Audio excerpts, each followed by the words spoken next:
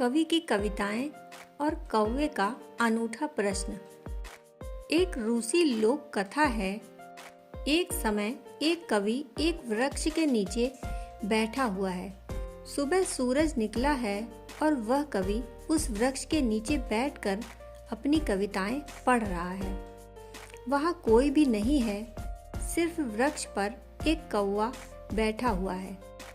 वह कवि अपनी पहली कविता पढ़ता है और कहता है कि मैंने सारी दुनिया के धन को पा लिया, मैंने सोलोमन का खजाना पा लिया, मैं कुबेर हो गया हूँ, मेरे पास सब कुछ है, जो भी पाया जा सकता है वह मैंने पा लिया।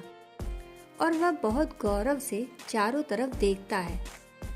वहाँ तो कोई भी नहीं है, सिर्फ एक कौवा पेड़ पर बैठा हुआ है। वह कौवा जोर से हंसता है और कहता है, इससे क्या हुआ? उस कवि ने बहुत घबरा कर देखा, वहाँ कोई भी न था। एक कौवा पेड़ पर बैठा हुआ है।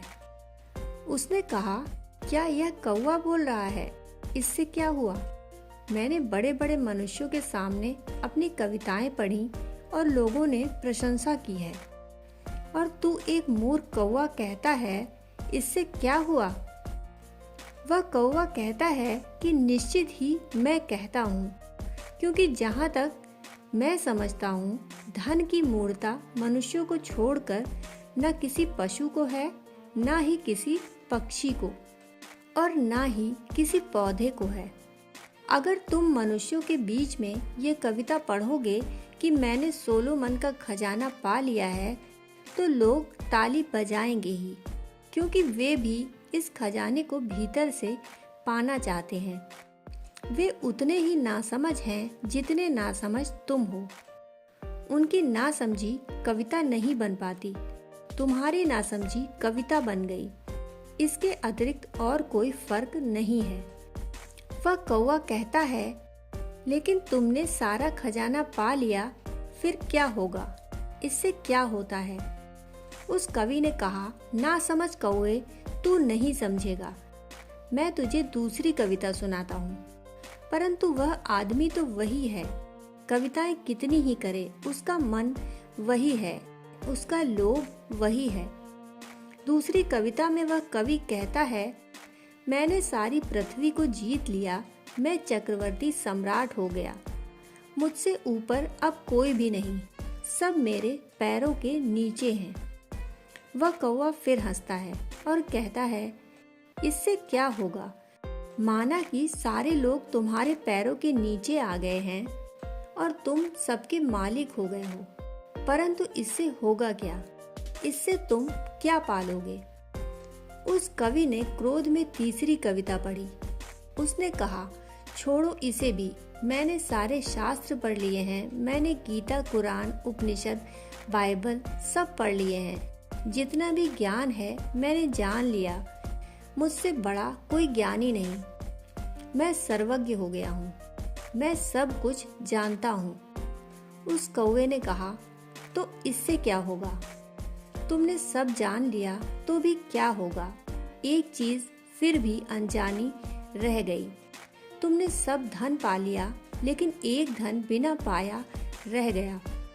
तुमने सारा साम्राज्य पा लिया, परंतु एक राज्य से तुम अपरिचित ही रह गए। वह कौवा अपनी बातें कहता जाता, कवि क्रोध से कविता फेंक कर चल पड़ता है। उस कौवे से किसी दूसरे कौवे ने पूछा, तू हर बात में कहता गया, इससे क्या होगा? कौन सी कविता पढ़ी जाती कि तू दाद देता? उस कौवे ने कहा, एक ही कविता है जीवन की, और वह है जीवन को जानने की। ना तो धन को जानने से कविता पैदा होती है, और ना ही यश को जानने से, और ना तो पांडित्य को जानने से। एक ही कविता है जीवन की, वह जीवन को जानने से ही पैदा होती है, और उस कवि को उस कविता का कोई पता नहीं है। जब तक वह कविता नहीं गाता, तब तक मैं कहता ही जाता, इससे क्या होगा? जब हमारा मन कहे कि सारा धन इकट्ठा कर लो, तो हम अपने आप से पूछें, क्या होगा इससे? और जब मन कहे कि सारी दुनिया जीत लें, राज सिंहासनों पर पहुंच जाएं, तो अपने मन से पूछें इससे क्या होगा। और जब मन इस तरह की दौड़ों की बातें करे जिनकी बातें मन रोज करता है, तो निरंतर हम अपने मन से पूछें इससे क्या होगा। जब तक हम स्वयं को नहीं जानते और जीवन के स्वर को नहीं जानते, हमारा सारा जानना, सारा पाना क्या अर्थ रखता है। यह प्रश्न उठ जाए तो व्यक्ति की दुनिया में धर्म की शुरुआत हो जाती है। दोस्तों, कहानी सुनने के लिए आपका बहुत बहुत आभार।